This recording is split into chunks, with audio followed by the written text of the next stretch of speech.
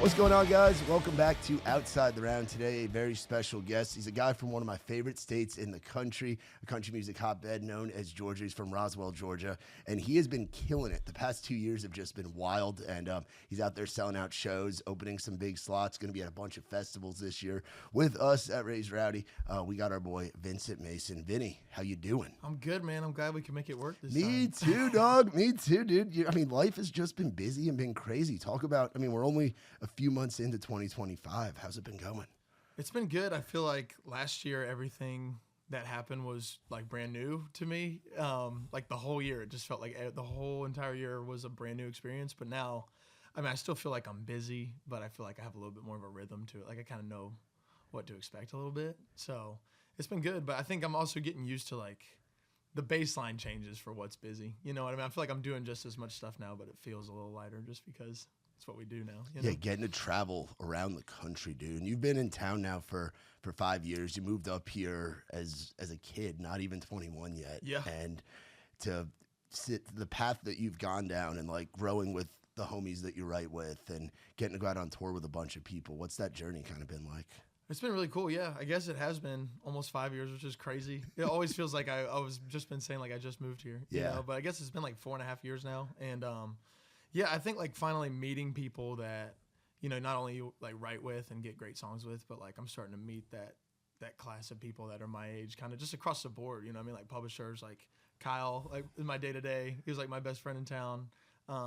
Like Jack Routon, Jack Hummel. Oh, dude, I love Chase McDaniel. The Jacks get so many shout outs on this podcast because Hummel I used to party with like BC, like right before, I always say BC before COVID. Like I used to do house parties and stuff with him. And then Jack Routon, I remember when he moved to town and was out on the road with Gavin TMing, and he asked me like, dude, what advice do you have for tournaments? I'm like, bro, just ride the ship, just hang on for dear life and you'll figure it out. But yeah, dude, you've surrounded yourself with some great guys and girls in this town, dude. I think so. And it's so important to find that. For sure. I'm just kind of glad that I did, because like I said, I moved right in the middle of COVID and like didn't see anybody for a while. When I first got here, like I just didn't see people. Like everyone was all, boarded up or whatever. I just like sat around writing songs, but it does feel like home now, which is great. And like you're meeting people that understand what's going on, what you're doing. You don't have to explain like what a publishing deal or a record deal is all the time, like everyone just kind of gets it. Yeah, dude, and you've got both of those things. I mean, the past year just seems like it's been a whirlwind. Like, how do you stay focused and stay grounded with just this rocket ship where it's just you start selling out shows, you get to go on the road with some of your heroes, you get to be along other rocket ships like Gavin and people like that. Like, how do you keep your head in the right place with all this crazy shit going on? Yeah, I think that's kind of what we just kind of are recording our album now, and like there's not really like a full concept to it, but like there's a loose thread line of like I've always just been like a kid that like loved to go home. Like I loved going home when I was like 3-4 years old. I was always like just waiting to do that. And like I've always kind of loved like a routine and like doing the same thing and being in the same place. Like I've always really liked that. And then now it's like you start writing a couple songs, and then it's like all of a sudden, like you said, like you're doing all this stuff for a year straight, and like you're doing all these things that like you wanted to do, but you didn't know how it would feel, and you're doing it constantly. And I love that too. So it's like I kind of have this like, I don't know, you exist in this space in between where you're like, yeah, I would like to kind of just be at home, but also it's like you can't get enough of playing shows and doing that stuff. So to answer your question, I guess it's kind of just an ongoing thing, but it's kind of what I've been writing about lately, which has been cool because I kind of got my start with like the heartbreak, like kind of, I guess, red dirt, heartbreak songs, but I've also loved like hit songs like, Ernest, Hardy, Morgan, like the whole time too. So I feel like it's a different subject matter to write about, which has been cool because for a long time that was it, but not really like super heartbroken all the time, So I was like, I kind of don't feel like writing these songs anymore. So this has kind of been a new thing where I'm like, exploring that, I guess. So. Yeah, and one of the guys that you mentioned that's like part of your crew is Chase McDaniel, a proud Virginia Tech Hokie. Yes. He's been a good buddy. He's somebody that came up playing our rounds and stuff. And to see what Hell's a Dance Floor has done for you and like getting to do that with one of your best buds. Yes. Just take us back to like that day, like from the song being written to you and the team putting it out, and now it being a song that has millions and millions of streams and something that the crowds are singing back to you every night. Yeah, so that day I had written with Chase about a year before that in a four-way write, and I remember thinking he was really good, and I just kind of didn't see him again for a while, and then it's like we really kind of did, I would say, like meet writing Hell's It Dance For, which was cool, and we had both just signed at Hang Your Hat in town, and yeah, Chase just had the idea. It was a two-way, and our publisher at the time, Jake, who's now like my A&R, and we're working on the record together too. So like Jake's been a big part, but he like walked downstairs and he was like, y'all should just write something that streams today. He was like, forget the fucking radio. He was like, just write something that streams. And we were like, I mean, you're like, how do we do that? And then Chase had just said like, Hell's a Dance For, and like I was kind of getting used to writing that much at the time, and like I honestly was like, you know, like I just was like, that sounds cool, let's do it. And then Jake came down there and gave us that speech, and we were like, I mean, yeah, like that would be cool. And then we wrote the song in like an hour and a half, and then work taped it. And I kind of like go on that big part that goes like Hell's a Dance For, like the long like OOs. Yeah. I kind of went higher on them, and like on the work tape, like they do not sound good on the day of. But yeah, I remember hearing it, and I was kind of like, I mean, it's fine. It's cool. Like we did our job. And then Jake was the one that heard it, and he was like, that's sick. Like go cut that. And then I went and worked on it with Brett Truitt, who's a writer in town, who's awesome and like really good producer. And then, yeah, we were we were going to make an audio to tease on TikTok. That was our goal. Like we'll make an acoustic audio that sounds really good. And it just turned out to be the record. And then, yeah. And then like you said, like it just did so much for the artist career, you know, like it really like started it. There was like I was putting out songs, but what we got to do because of that song, I guess it kind of made me realize like how much one song can do. I still think it's crazy.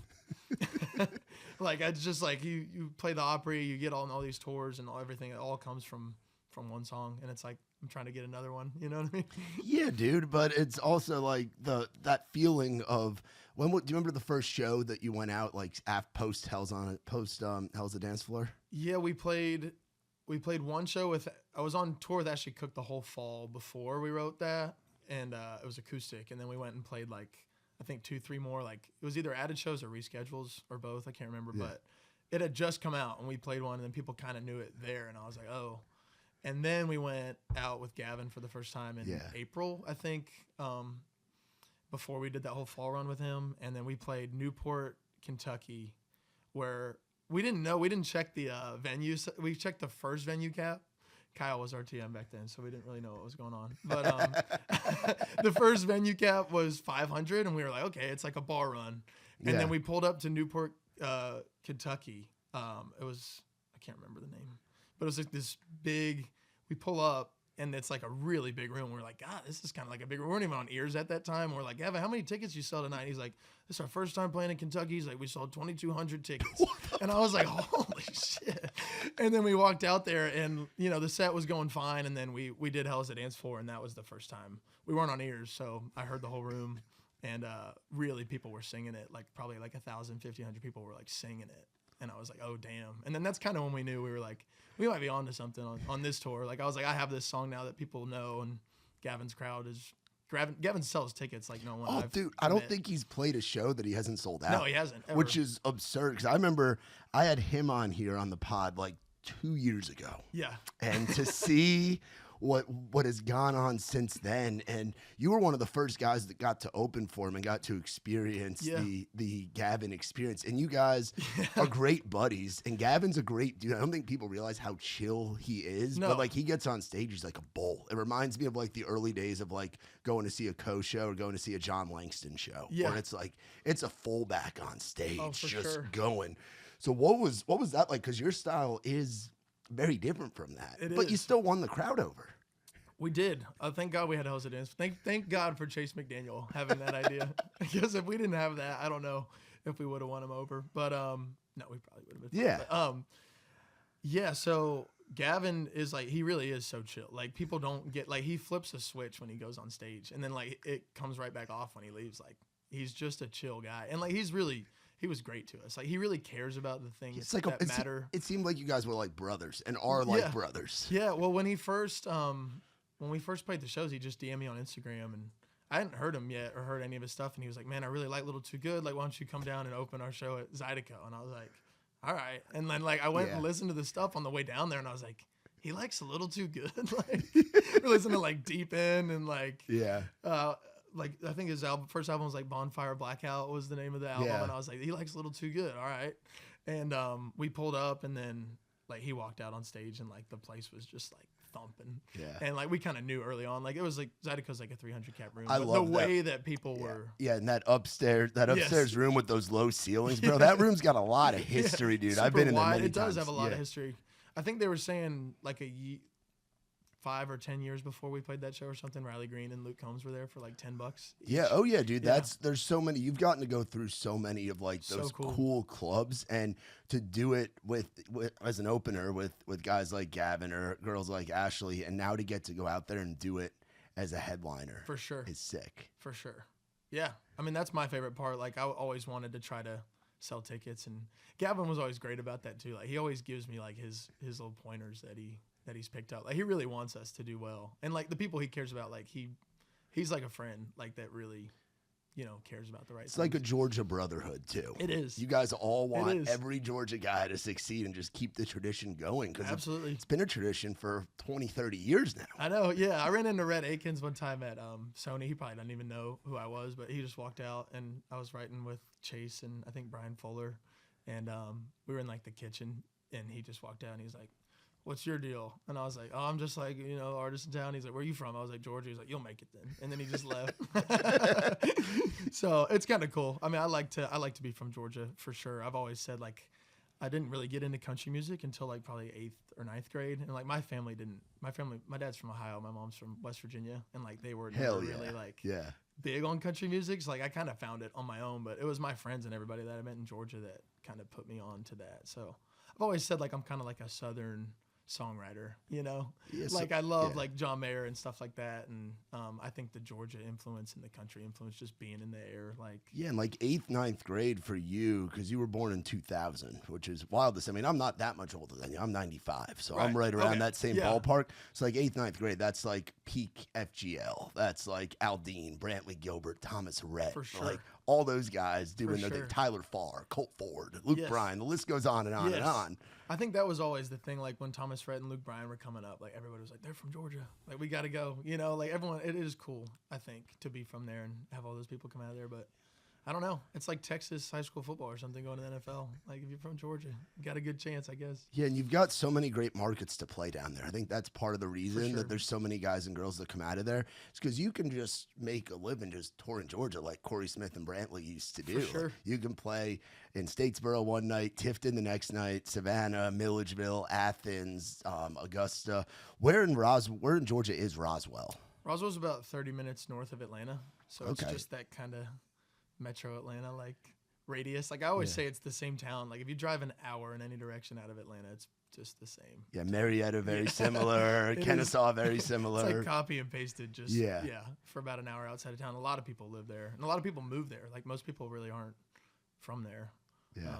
At least where I grew up, like everyone was moving for business. Yeah, where were you going to see shows? Like, so you fall in love with country music as a teenager? Did you get to a lot of concerts before you moved up here? No, I didn't really go to shows. I always loved music, like from a really young age. Like it always was something that, like if I was watching even like College Game Day or something, like whatever song they picked, like before the like whatever edit they made with the song, like I was always just drawn to that. Or I would look up like highlights for the songs. Like my favorite like LeBron highlights would be like because they used this song. Or, like Tavon Austin. Yeah, I was a big West Virginia fan. So that mixtape is goated. But I always just loved music, and like I always paid attention to the production. I was always kind of like really hard on like, I didn't want it on my iPod if it wasn't good. Yeah. Like if I bought it and then I decided it wasn't good enough, I'd be like, damn, I gotta delete this now. Damn, I wasted $1.29. Yeah, I wasted my 99 cents, my dad's 99 cents or my mom's, whoever's it was. But so anyway, I just really always loved music, but like I just wasn't really going to shows a lot.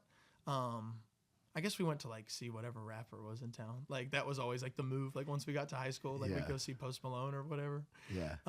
Lakewood Amphitheater was the big place to go. Oh yeah. But I went and saw Luke Bryan right after I graduated high school. That was my first country show. Dude, yeah, and there's something about, I remember the day after I graduated high school, I went and saw Toby Keith. This was in 2013, dude. And it was like Kip Moore and Colt Ford opening up, and I think Drake White and the Fire, or whatever his group, whatever his name was back then. It was like Drake White and a group, and I just remember that I was like tailgating on the lawn. I'm like, this shit is awesome. Oh, it is awesome. It's my favorite place to be still. It's just a country music concert, like preferably on the lawn. Oh, you're dude, drinking all day and you're just on the lawn. Like it's just like the pit is cool, and like, but there's, I don't want to have a seat to sit down. I want to be on the lawn with my boys. I want to make friends. Yes. I want to. Sun's going down. The opener's just finishing. Dude, like it's just like, best. it's still the best feeling in the world. I love being on those. We got to be on a few Lou Bryan shows last year. That was our first time doing like amphitheater shows, but it's a whole new ball game. It's so fun to just be out there all day, like bring a football, like you're out there on the lawn just throwing it all day, and then you get to play the show, which is like sick. Yeah, you dude. know. That's wild, man. That's wild. And it's like something that I've kind of, because I have a lot of buddies like back home in New York that are always asking me about. They're like, so what's Vincent Mason? What's Gavin Adcock? What's all this? You guys coming up together reminds me of like years back, like Coe and Parker coming up together. Like when they put out their collab together, and you and Gavin having a song out together, and it's like you guys are like this a southeastern kind of version, but you're doing it your own way too. Yeah, which is great. I mean, like I wish I could have gone and seen like a Parker Coe show, because that's what they used. They toured together for years, just like they you and Gavin did, playing small clubs in Texas and Oklahoma. I know. Maybe me and Gavin need to run it back here in a little bit. We're out here headlining for the first time though, so that's good. I think we kind of need to build up our own. I could see you guys. It would be fun to come back. Yeah, well, when you guys tour again at the point where you guys are both at, that'll be fucking arenas, bro. Yeah, that'll be arenas. Gavin might be the way Gavin runs it. I mean, he might be doing that next week. Yeah, dude, it's crazy. We'll pull up to the first show and we'll be like, oh damn. This is bigger than we thought. That's crazy, dude. So talking about, like you obviously talk about like Hell's a Dance Floor is a huge song, but you followed it up with some pretty big hammers as well, dude.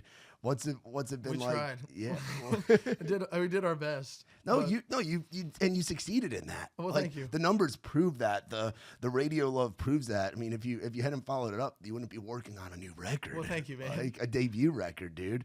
So it's freaking awesome. What was playing the Opry like? And I know that was like 6 months ago, but what was that feeling like? That was really cool. It got me. I wasn't nervous about it. I think it's one of those things where you're like, you're gonna play the Opry on this day, and you're kind of like, cool. Like you have it in your head, it's registering, and then you get there, and then you're like, oh damn.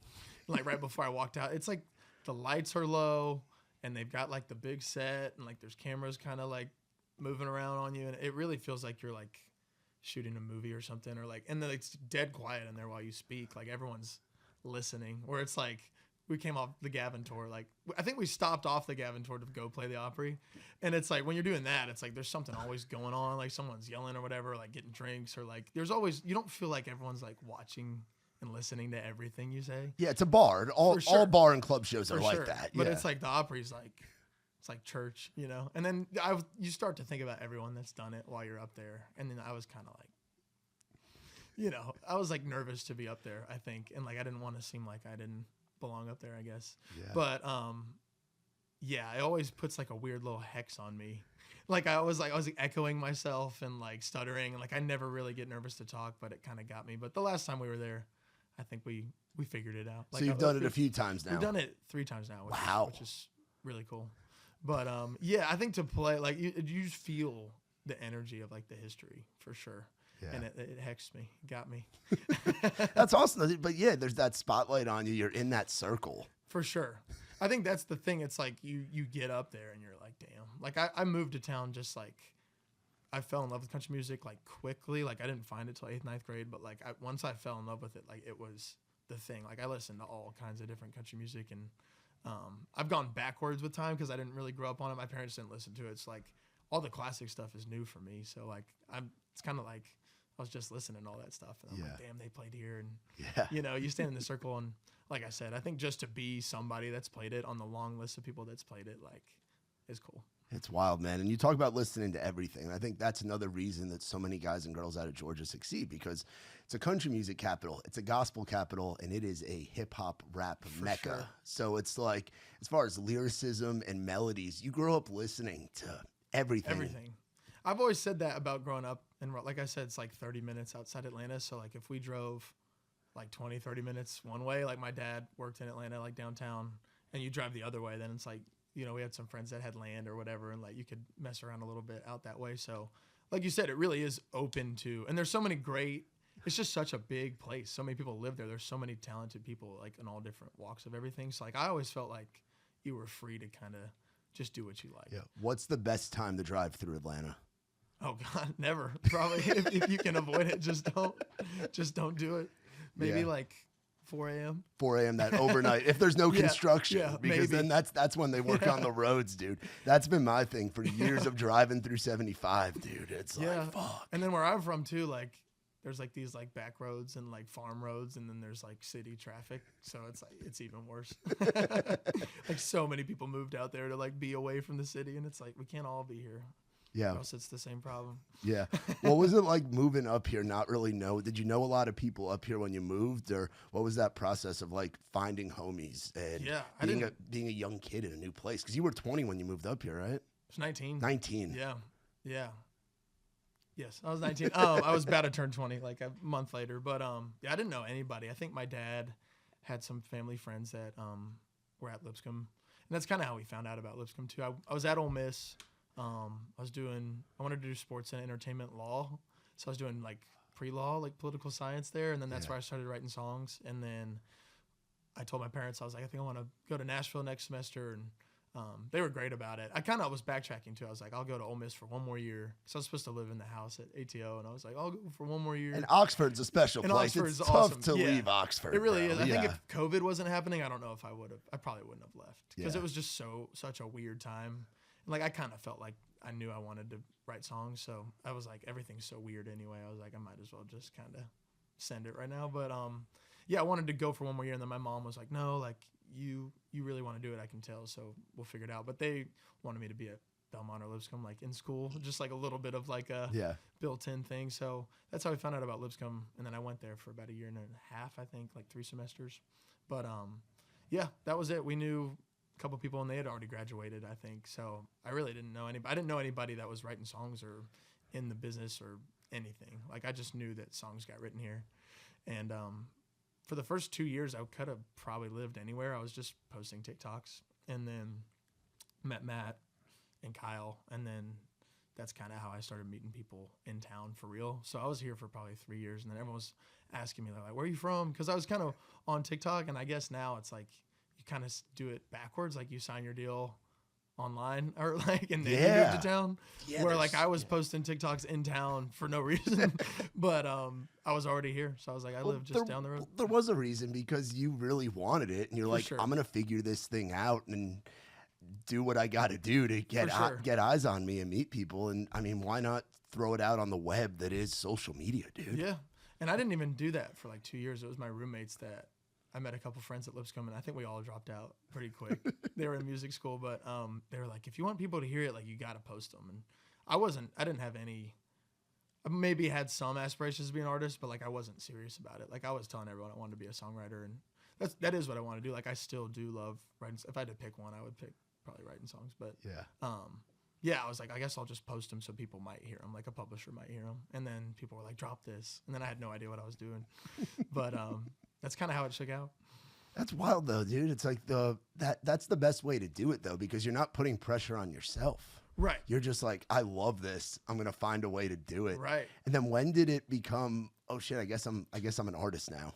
I think it was, I was posting covers for a while, and like they weren't really reacting. And that was when I started posting like my stuff, is when like it actually started working. So that was kind of an early indicator to me that I was like, oh, maybe I do want to be an artist. And like once you cut a record and stuff too, like I love how it all turns out. Like going from, I kind of found out, like I've written songs for people that it comes out and it's like, I think it's cool, but like I do kind of like that ownership of like cutting the record and like choosing some of the production stuff or whatever. And like you kind of listen back to it and you're like, oh, that's me. Like that sounds pretty good. Like I'm proud of that, you know? But I think when I really felt like it was working was I had some guys who are still our label. They kind of became Interscope. We have a split deal with Interscope and Universal. So I was working with these guys. Their company's called Music Soup.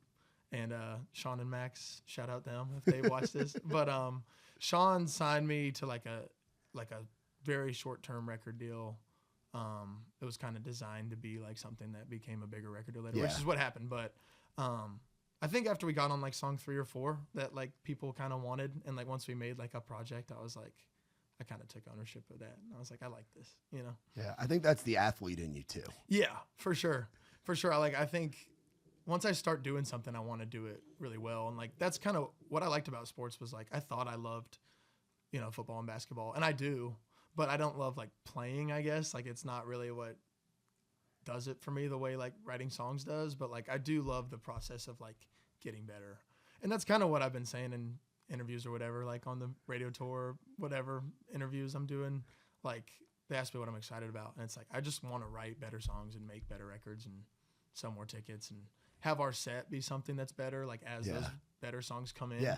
You know, like I just love that part of it. Like I love looking back and being like, oh, a year ago we were doing this, now it's like feels like we're moving along. So like however long that takes, that's fine, you know? Yeah, dude. And I think that having that experience of playing sports and doing like travel teams and doing all that, that makes the whole touring thing easier because it's like show day is game day. Right.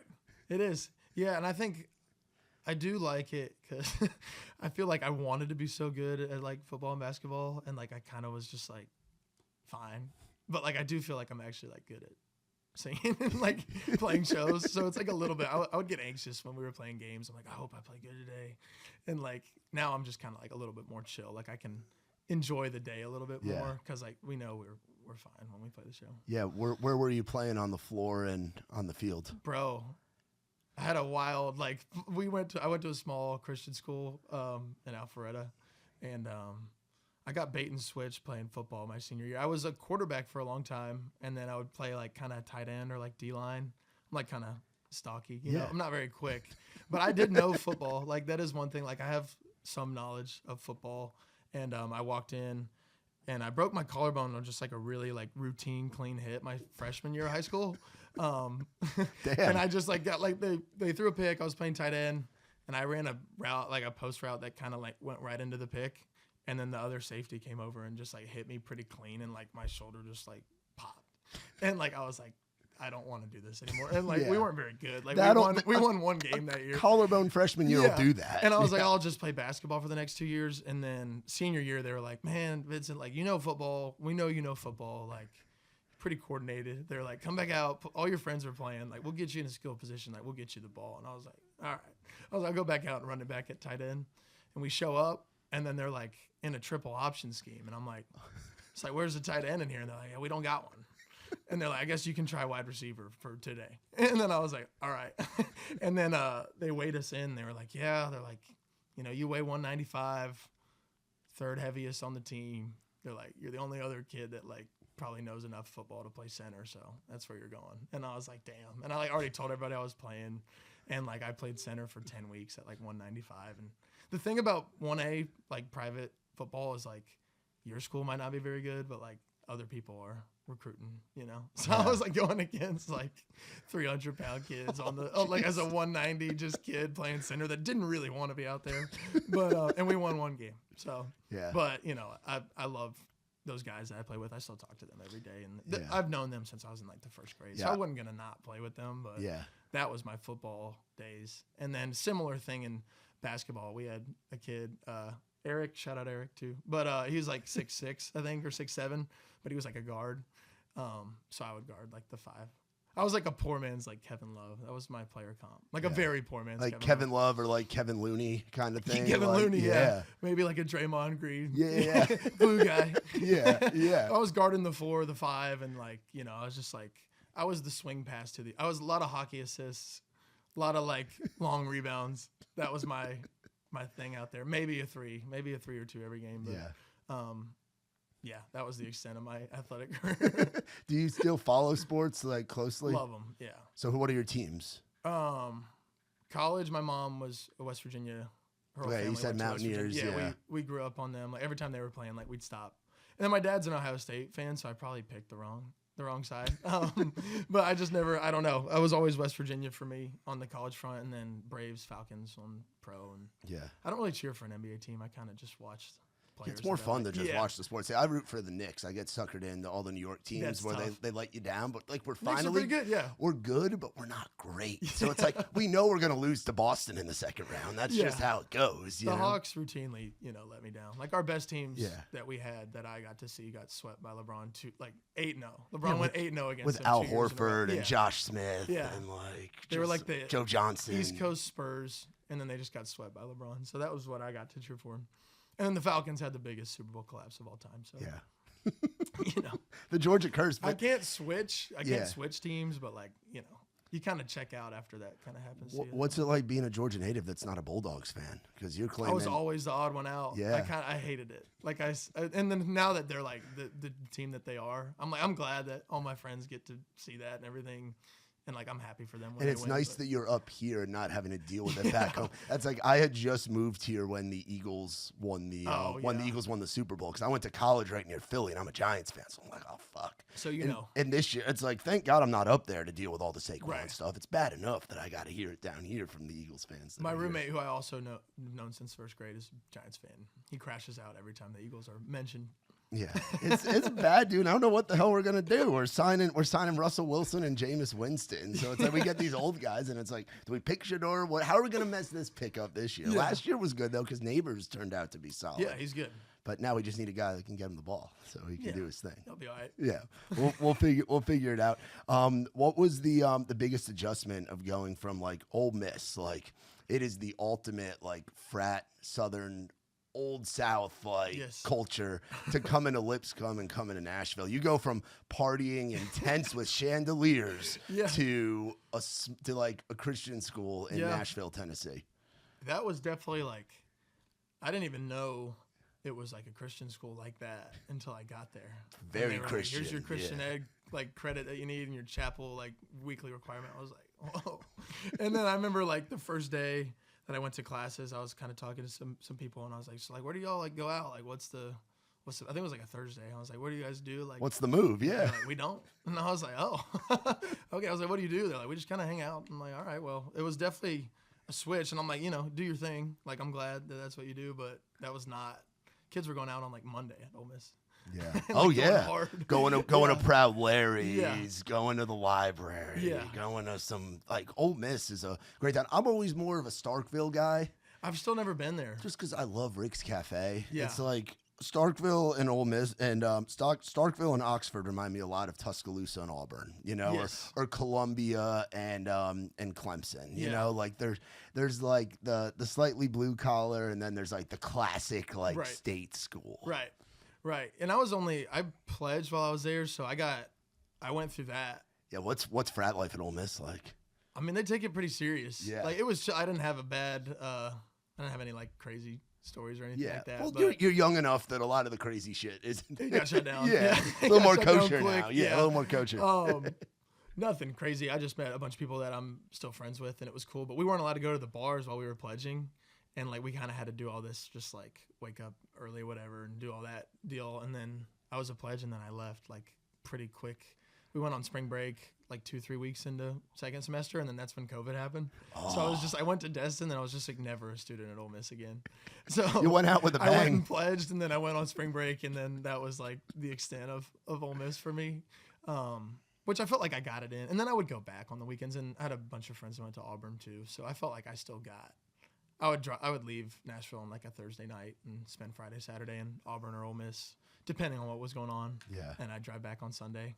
So I felt like I got it in. Yeah, you got the college experience, dude. Yeah. Which is awesome. And then it's the second half of your college experience is meeting your buddies and doing this music thing. For sure. It's like Nashville University. It does. It feels I felt like I never really got that because Lipscomb was great, but I was kind of in this mindset that I was trying to just be there and get out. I really wanted a publishing deal, and I kind of just went to school and went home. So I didn't really find a crew like you were saying, but now I do feel like I have the delayed college experience now. I got 4 or 5 friends that are doing what I'm doing, and Hummel and Roughton, Kyle and all them, and then we have bars to go to now that feel like the kind of home bars and stuff like that. So it's fun. I didn't feel like I had that, and I guess Nashville's kind of like a delayed college now. It is, dude. I feel like I just recently graduated college and I'm 30. You know, it's like I've been here for coming up on 7 years now. Yeah. And it's like, yeah, you go through like the different chapters. Have you been back to do a show at Oxford? I did. Yeah, we did the Lyric with Gavin, which was how was that? It was awesome. It was awesome. It's still the craziest thing that I've ever seen like on stage. That was that show that they shut the PA off and like everyone was singing afterwards. Yeah. But did you have a lot of friends from Ole Miss that came out for that one? Like, did you still have buddies there? I had some friends that are still kind of living around, but everyone was kind of graduated and gone. But I think like the word had gotten out that I had been there. So it was like they were a great crowd for us. Like that was still one of our favorite shows we did. And then we went and did the small room Proud Larry's a little bit ago. Proud Larry's is it's an interesting spot. It is an interesting spot. It looks like it's gonna be really small when you walk in. Like it is like a smaller venue, but like it looks like you're like 50 people couldn't fit in there. And then you go to play the show, and it's like, and it's packed. It's packed, and like you can't see the back of the room, kind of. That little green room that's like the basement in the building next door with the TVs and stuff. We loved it, and we weren't on the bus yet. We had a bandwagon for a month. Oh, you know the bandwagon so we were life. Running around on the bandwagon, bro. I've driven thousands of miles in a bandwagon. My tour manager days, bro. I've got to go. Were you driving or riding? I was tour managing and I was driving. We never hired a driver, so I was the driver. Riding on the I was driving. Oh yeah, I've been thrown out of a bunker time or two. I've also thrown people out of a bunker time or two driving through like the Ozarks in Arkansas and shit. You know, I've driven that thing through a blizzard. I've been the guy that would have to drive up to Indiana, go get it, drive it back, and then drive us like 9 hours down the road to the show. Like lots of caffeine and lots of nicotine. But the bandwagon life, it's something. Yeah. Yeah, I think we woke up in the middle of the night one night and we were like, we're checking the maps. We're like, where are we? We were in Louisville, and it felt like we were going to like, war. Yeah. Like D-Day or something. Yeah, dude. It's wild. So this tour that you're on right now, it's like, what's it like to see sold out next to everything? Like that's got to be pretty wild for your first headlining tours. Don't go like that. Like it doesn't always happen. Yeah.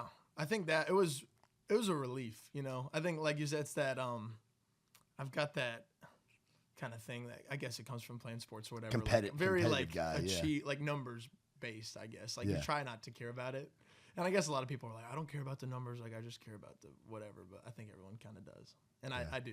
So I'm glad that we sold it out. And I think just beyond that, like I think it's just cool. Like I was always aiming to do stuff that people would want to go see a show. Yeah. Because that's like the artists that I fell in love with. Like, I can't wait to go see a show. Like Eric Church, Parker McCollum, like Morgan Wallen. Like, you want to go see them live. And like, I was always kind of trying to point stuff towards that.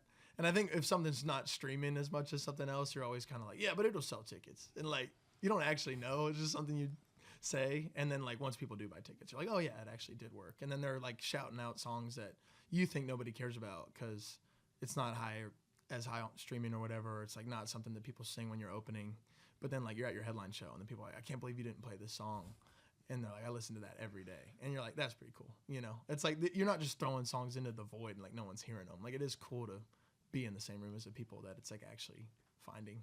Yeah, so dude. I think that's what I've taken from it. And then I'm also trying to get used to not being the opener anymore. Like I always, like when we headline, I feel like someone else is coming out. Yeah. There. How long of a set are you doing right now?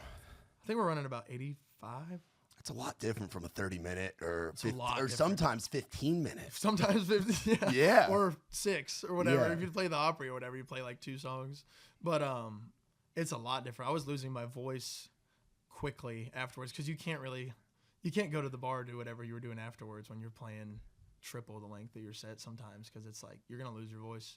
So I'm getting used to that. You have to kind of take a little bit more care of it to last the whole 90. And it's also just a long time to fucking be standing there. Yeah. And you know what I mean? Yeah. You're kind of like, gosh, I feel like I'm supposed to leave now. Like, I feel like everyone's tired of looking at me, Talk about the guys you got in your band. What's the road family like? They're awesome. Like, I really do. Like, I feel like it is kind of a God thing that we have the team that we have. And I'm thankful for it. Kyle still runs out there with us. He's not the TM anymore. We got Ryan Bell now, and he's awesome. And then everyone in our band, like, I think they're really talented, and they all fit the vibe of what we're doing, but like we all just kind of get along as like a family, and it was pretty quick. And we were glad to be that way too on the Gavin tour. Like their entire camp and our entire camp got to be friends. Like it wasn't just me and Gavin. It was literally like across the board. Like we had, again, it felt like college. Like it was like the traveling. It's like a traveling frat. We're gonna come and bring the party. It's like the Barstool Blackout tour. Yeah, like all like however many, it turned out like 30 of us probably. Like we all got along just on both sides, like across the board. So we're trying to carry that into our headline show. Like we want to have a camp that people feel like they can, be friends with us. And Gavin was always taking care of us and like giving us pointers and making sure we felt like we were, there to play a show too, like not just the background noise. Yeah, because there's a lot of guys that aren't that way with their openers. So it sounds like you've been blessed with whether it's Gavin or it's Ashley or it's Luke Bryan or it's whoever, soon Riley Green. You're going out the damn country music tour, which that's gonna be sick. That's gonna be sick. It's gonna be wild. Who are some of the guys that you've had out opening for you so far? I know my boy Cole Goodwin's out there with Cole, you. Our first run with him's coming up. Yeah. We've had Zach John King, who's I love Zach, dude. And Clayton Mullen, who's a buddy. And I dig his stuff too. So, and he's a great hang, Yeah. They're just running acoustic too. So, it's fun to have them out there. And, I remember doing it acoustic. So it's a little bit weird to not have your band or your camp with you. You're just showing up and try to fit into somebody else's camp, but it fit pretty well. So yeah, we got Cole Goodwin coming out, Blake Witten's coming out. I was a fan of his ever since I saw that first reel. Unbelievable. Sick. And I remember I was texting everybody that I knew that had the ability to sign people. I was like, y'all should sign this kid. And then Jake Keeney was already on it. Yeah. So, Jake Keeney's on everybody. He was on it. And he's a great karaoke singer. Him singing that Luke Bryan song that's going viral right now. Jake Keeney's one of my favorites. And the Crisscross kids feeling it. That was that comment has like 20,000 likes. But no, great vibe. But Blake's out there and Zach John King's out there.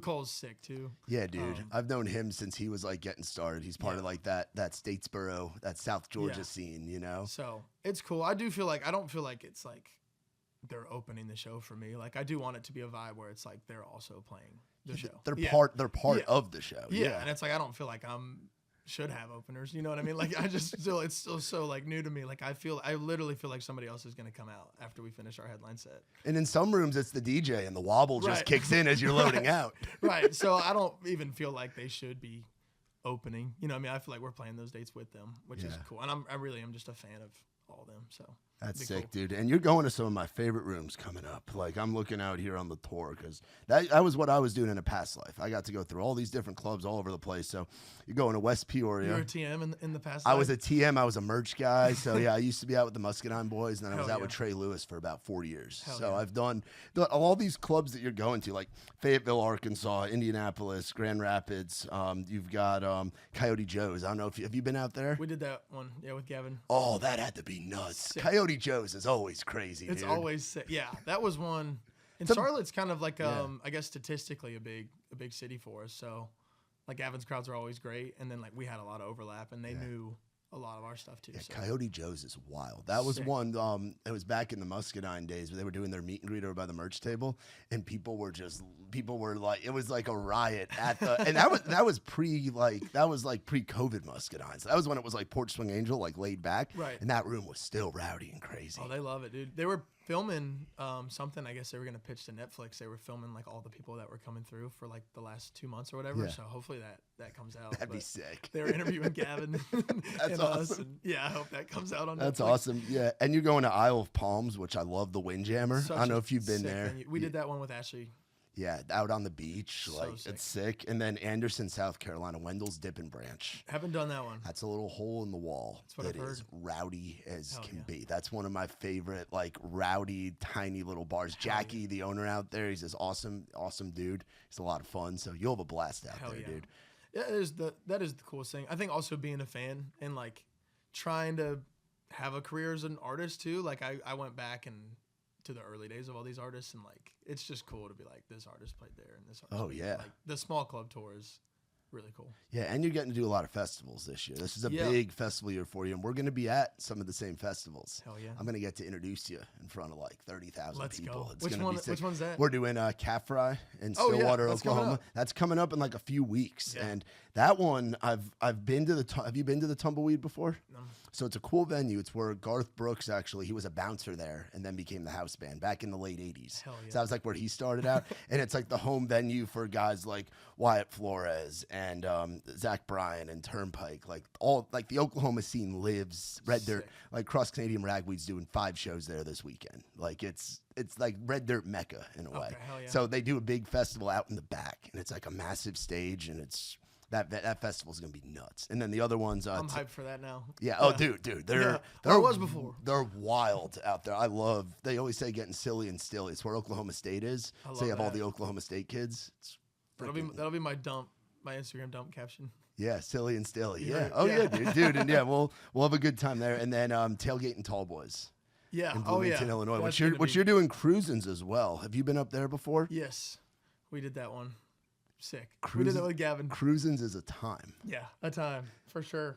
Hopefully it'll be a time for us too. It will be. Yeah. It will be. The crowd always shows up there, and those guys that run that place are the same guys that run Tailgate and Tall Boys.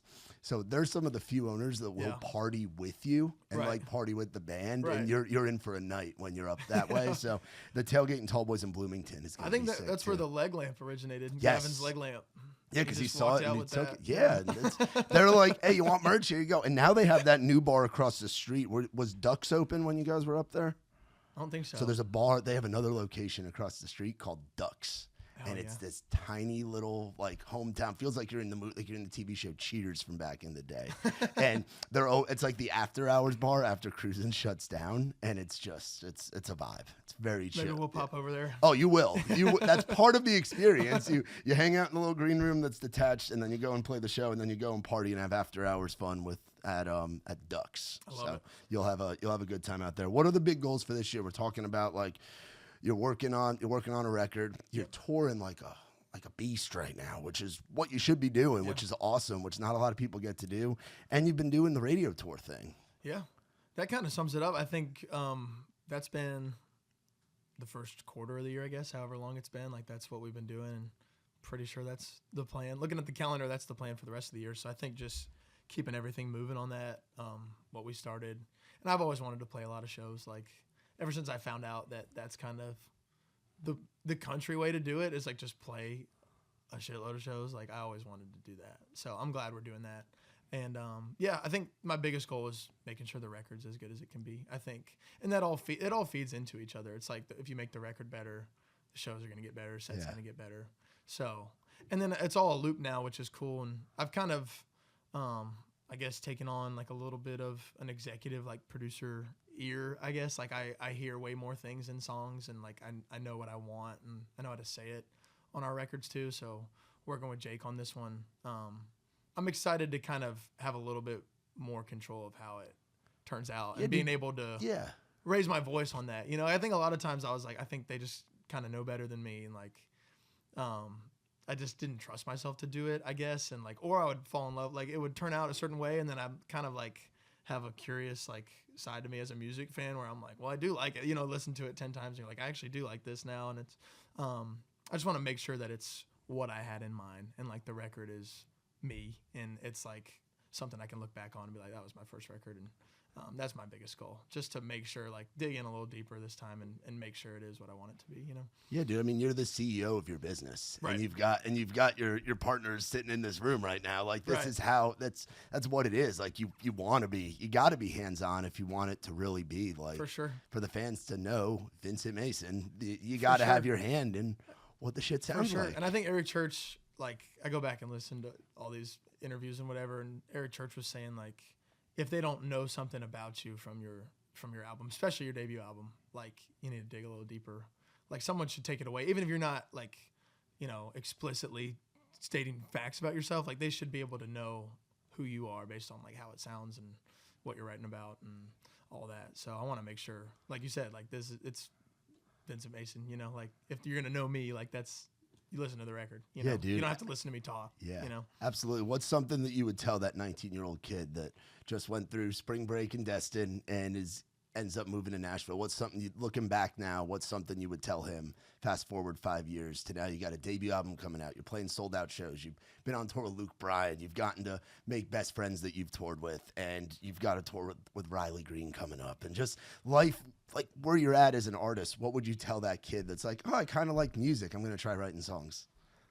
I think I'd probably say just to keep the way that I felt like when I was 19, I first moved here, like it was the best time. I think I didn't even know it at the time because it was all I knew, but like to be somebody trying to write songs, like that was the best moment of my life, to like move to town, like not know anybody, and like all you have is to just figure out like what's going on with you and like trying to figure out how to write songs. And I was just so obsessed with everything country music, and I think I would tell him to just remember that and try to like bottle up that feeling and use it later when that stuff does come. Because I did feel like, I always feel kind of weird saying it, I guess, but like I felt like there was a God thing telling me that it was gonna happen. You know, one of the biggest things I heard from Lipscomb was like, I wasn't there a ton, but the one thing that I did pull from that, we had a professor and he was like, he had everyone write down like your biggest goals in life, and he was like, just write it down and then look at it. And I think mine was, you know, to be like a major label touring country artist, and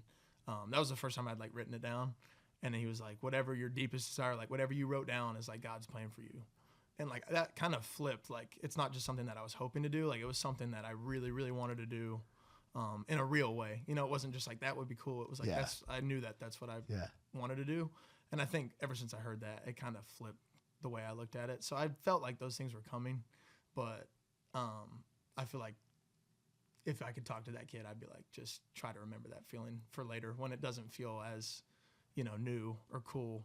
Just remember like how much you loved it and get back to that feeling if you ever feel like you're not loving it anymore, you know? Yeah, and enjoy every moment along this path, dude, For sure. because it all moves so fast. Right. And I'm sure some of it like even blends together, especially doing the radio tour when you're flying all over the place. Absolutely. Flying somewhere, renting a car, and then going to this and then going to that. And it's just, it goes so fast that you got to enjoy every moment. For sure. I think that's what everyone says. Like, these are the ones, like, the more you feel like not doing it and the more it turns out being like, why did I just do that? Like, those are the stories you tell and laugh about and you have to look back on. So, yeah, I'm trying to do that.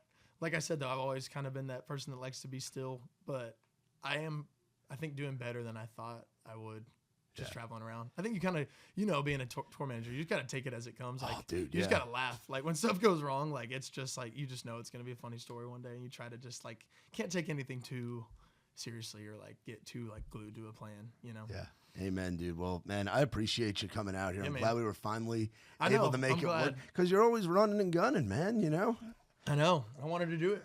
Yeah. I want to do it. I don't know. I played around with you early on. So Yeah, man, that's something we pride ourselves on, is finding the kids that move to town and don't know anybody yet and give them a place to play. Yeah, man. And people that we believe in. And you're somebody that we've been proud to be side by side with and believing in from day one. Yourself, guys like Gavin, guys like Chase McDaniel, you know, man. guys like Jack Hummel and Jack Routon, like your whole crew. It's been cool to watch you guys all win together. Hell I yeah, think man. that's one of the best parts. Hell yeah, man. Thank you. Appreciate you coming on. Y'all be sure to look up our boy Vincent Mason. He's got some shows coming up. We're going to see him at some festivals. And yeah, you go to, is it vincentmason.com? Yep. Vincentmason.com, yeah? Okay, cool.